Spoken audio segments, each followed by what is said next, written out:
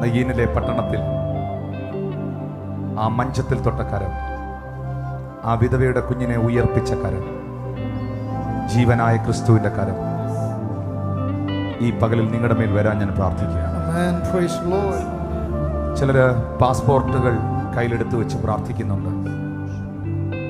ചിലർ അവരുടെ കുഞ്ഞുങ്ങളെ അടുത്ത് പിടിച്ചു നിർത്തി പ്രാർത്ഥിക്കുന്നുണ്ട്. ചിലർ ഈ ലൈവ് പ്രോഗ്രാമിൽ നിന്ന് കാണുമ്പോൾ അവരുടെ രോഗമുള്ള ഭാഗങ്ങളിൽ അവർ കൈവച്ച് പ്രാർത്ഥിക്കുന്നുണ്ട്. ചിലരൊന്നും പറയാൻ പോലും ഇല്ലാതെ ഇത് കേട്ടോണ്ടിരിപ്പുണ്ട്. നിങ്ങളെല്ലാം മനസ്സിലാക്കുന്ന, നിങ്ങളെല്ലാവരെയും അറിയുന്ന ഒരു കർത്താവ് ജീവിക്കുന്നു, യേശു ജീവിക്കുന്നു. ആ വിധവയായ സ്ത്രീ ഒരു വാക്ക് പോലും യേശുവിനോട് പറഞ്ഞില്ല. അവൾ പ്രാർത്ഥിച്ചില്ല, അവൾ അപേക്ഷിച്ചില്ല.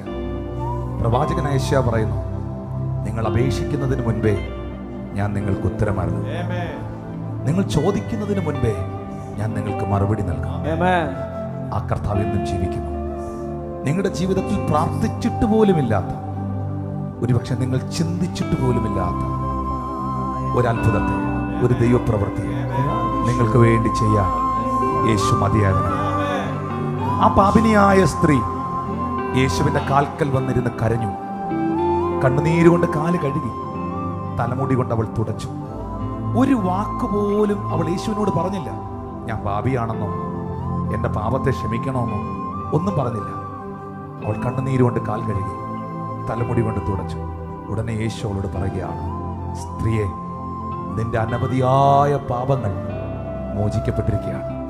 അവിടെ കണ്ണിൽ നിന്ന് ഒഴുകിയ ചൂടുള്ള കണ്ണുനീരിൽ നിന്ന് പ്രാർത്ഥനകൾ, അവളുടെ ഹൃദയത്തിന്റെ വേദനകൾ, അവൾ ആരെന്നുള്ള യാഥാർത്ഥ്യം യേശു മനസ്സിലാക്കുകയായിരുന്നു. യേശു അവളെ തിരിച്ചറിയുകയായിരുന്നു. ഇന്ന് നിന്നെ അറിയുന്ന, മനസ്സിലാക്കുന്ന ഒരു കർത്താവുണ്ട്. മനുഷ്യൻ മനസ്സിലാക്കാതെ പോകുന്നിടത്ത്, കുടുംബക്കാർ മനസ്സിലാക്കാതെ പോകുന്നിടത്ത്, സഭാവിശ്വാസികൾ മനസ്സിലാക്കാതെ പോകുന്നിടത്ത്, ഒരുപക്ഷെ നിനക്ക് വേണ്ടി പ്രാർത്ഥിക്കുന്ന നിന്റെ പാസ്റ്റർ പോലും, നിന്റെ ഭർത്താവ് പോലും, നിന്റെ ഭാര്യ പോലും, മക്കൾ പോലും മനസ്സിലാക്കാതെ പോകുന്നിടത്ത് നിന്നെ മനസ്സിലാക്കുന്നൊരു ദൈവമുണ്ട്. നിന്റെ കരച്ചിലിനെ കാണുന്നൊരു ദൈവമുണ്ട്. ആ കർത്താവിൻ്റെ കരം ഇന്ന് പകൽ നിങ്ങളുടെ മേൽ വരാൻ ഞാൻ പ്രാർത്ഥിക്കുകയാണ്. മതി, മതി, അത് മാത്രം മതി, അത് മാത്രം മതി. ആ കൈ എൻ്റെ മേളിലൊന്ന് വന്നാ മതി. ആ കരം എൻ്റെ കുഞ്ഞുങ്ങളുടെ മേളിലൊന്ന് വന്നാൽ മതി. ആ കരം എൻ്റെ സാമ്പത്തിക മേഖലയിൽ ഒന്ന് വന്നാൽ മതി. ആണിപ്പഴുതുള്ള കരം എന്നെ ഒന്ന് തൊട്ടാൽ മാത്രം മതി. പെരുവെള്ളം കവിഞ്ഞു വരുമ്പോൾ അത് നിന്റെ മീതെ കവിയുകയില്ല. തീയിലൂടെ നടന്നാൽ നിന്റെ കാല് വെന്തു പോകില്ല. അഗ്നിജ്വാലകൾക്ക് നിന്നെ ദഹിപ്പിക്കാൻ കഴിയുകയില്ല. എന്താ അതിന്റെ കാരണം? ഞാൻ നിന്നെ എൻ്റെ ഉള്ളം കൈകൾ വഹിച്ചു. മതി, എനിക്ക് ആ ദൈവപുത്രന്റെ കരം മതി, എനിക്ക് എൻ്റെ യേശുവിന്റെ കരം മതി. ദൈവമക്കളെ, നിങ്ങളുടെ കരം ഒന്ന് ഉയർത്തിപ്പിടിച്ചേ, ഇവർക്ക് വേണ്ടി ഒന്ന് പ്രാർത്ഥിച്ചേ. യഹോവയുടെ വലങ്കരം ഉയർന്നിരിക്കുന്നു. യഹോവയുടെ വലങ്കരം വീര്യം പ്രവർത്തിക്കുന്നു. അവൻ ബദ്ധന്മാരെ കുഴിയിൽ നിന്ന് വിടുവിക്കുന്നു. ആ കരം തൊട്ട് ആശ്വസിപ്പിക്കുന്നു. കുഷ്ഠരോഗി യേശുവിനോട് ചോദിച്ചു, നിനക്ക് മനസ്സുണ്ടോ?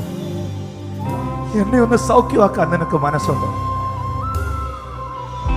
കാരണം ആർക്കും എന്നോട് മനസ്സില്ല. എന്നെ ആരും തൊടാറുപോലും ഇല്ല. കണ്ടോ, എൻ്റെ ശരീരം എല്ലാം കുഷ്ഠരോഗത്താൽ വല്ലാതെ വ്രണം നിറഞ്ഞിരിക്കുന്നെന്നാണ് അവൻ പറയുന്നത്. എന്നെ ആരും തൊടാൻ വരില്ല. നിനക്ക് മനസ്സുണ്ടോ എന്നെ ഒന്ന് സൗഖ്യമാക്കാൻ? ഞാൻ കരുതിയത് നീ സൗഖ്യമാകാ എന്ന് അവനോട് പറയും എന്നായിരുന്നു. പക്ഷെ ബൈബിളിൽ അങ്ങനല്ല എഴുതിയിരിക്കുന്നത്. അവൻ മനസ്സലിഞ്ഞു, കൈ നീട്ടി അവനെ തൊട്ടു. മനസ്സുണ്ട്, സൗഖ്യമാകാം എന്ന് പറഞ്ഞു. നിങ്ങൾക്കൊരു സത്യം അറിയാമോ? ഇതുപോലൊരു കരസ്പർശനം അവൻ അനുഭവിച്ചിട്ട് വർഷങ്ങളായി. ആരും അവനെ തൊടാറില്ല. ആരും തൊടാത്തവനെ തൊടാൻ ഒരു കരമുണ്ട്. ആരും സഹായിക്കാത്തവനെ സഹായിക്കാൻ ഒരു ദൈവമുണ്ട്. എല്ലാവരും മറന്നവനെ ഓർക്കാൻ ഒരു ദൈവമുണ്ട്. ആ കരത്തിൽ വിശ്വസിക്കുക. ഒരു പാസ്റ്റർമാരിലുമല്ല നിങ്ങൾ ആശ്രയിക്കേണ്ടത്, ഒരു വ്യക്തികളിലുമല്ല നിങ്ങൾ ആശ്രയിക്കേണ്ടത്, ഒരു സംഘടനയിലുമല്ല നിങ്ങൾ നിലകൊള്ളേണ്ടത്. Believe in God. അവനിൽ വിശ്വസിക്കുക. എന്റെ ദൈവത്തിൽ ആശ്രയിക്കുക. മനുഷ്യരിൽ ആശ്രയിക്കുന്നതിനേക്കാൾ നല്ലത് യഹോവയിൽ ആശ്രയിക്കുന്നത്. പ്രഭുക്കന്മാരിൽ ആശ്രയിക്കുന്നതിനേക്കാൾ നല്ലത് യഹോവയിൽ ആശ്രയിക്കുക. മരണവും ജീവനും തമ്മിൽ കൂട്ടിമുട്ടി നയീനിൽ. നിങ്ങൾ അറിഞ്ഞോ? മരണവും ജീവനും തമ്മിൽ കൂട്ടിമുട്ടി നയീനിൽ മരണം തോറ്റു. വെളിച്ചവും ഇരുട്ടും തമ്മിൽ കൂട്ടിമുട്ടിയാൽ ഇരുട്ടേ നീ തോറ്റുപോകും. യേശു പറഞ്ഞു, ഞാൻ ലോകത്തിന്റെ വെളിച്ചമാകും. ആ കരം മാത്രം മതി എനിക്ക്. ആ കരം മാത്രം മതി എനിക്ക്. Thank you, Lord Jesus. ആ വിലാപയാത്ര പട്ടണത്തിന് പുറത്തെത്തിയെങ്കിൽ, യേശു കർത്താവ് ആ സമയത്ത് അവിടെ വരാതിരുന്നെങ്കിൽ, അവര് കുറച്ചും കൂടെ നേരത്തെ ഇറങ്ങിയെങ്കിൽ, യേശു കുറച്ചും കൂടെ വൈകി വന്നെങ്കിൽ ജീവനും മരണവുമായി കൂട്ടിമുട്ടില്ല. പക്ഷേ ദൈവത്തിന് പദ്ധതിയുള്ള സകല വിഷയത്തിലും ദൈവം സെറ്റ് ചെയ്തിരിക്കുന്ന ഒരു ടൈമുണ്ട്. ആ ടൈമിൽ, ആ കൃത്യസമയത്ത് അവൻ നിങ്ങളെ തക്ക സമയത്ത് ഉയർത്തേണ്ട. അവന്റെ ബലമുള്ള കൈക്കീഴിട്ടായിരിക്കും. ആ സമയം തെറ്റില്ല. നിന്റെ അപ്പത്തെ വെള്ളത്തിന്മേൽ എറിയുക. അത് വൈകിയാലും വരും നിശ്ചയം. സമയം തെറ്റുകയില്ല. നമുക്ക് സമയം പോയെന്ന് തോന്നാം, സമയം കഴിഞ്ഞെന്ന് തോന്നാം, അയ്യോ ഇനി അതെങ്ങനെ നടക്കുമെന്ന് തോന്നാം. പക്ഷെ ദൈവം കൃത്യമായ ടൈമിലാണ്. ദൈവത്തിന്റെ കരം ഇപ്പോൾ നിങ്ങളെ സ്പർശിക്കട്ടെ. Father, in the name of Jesus,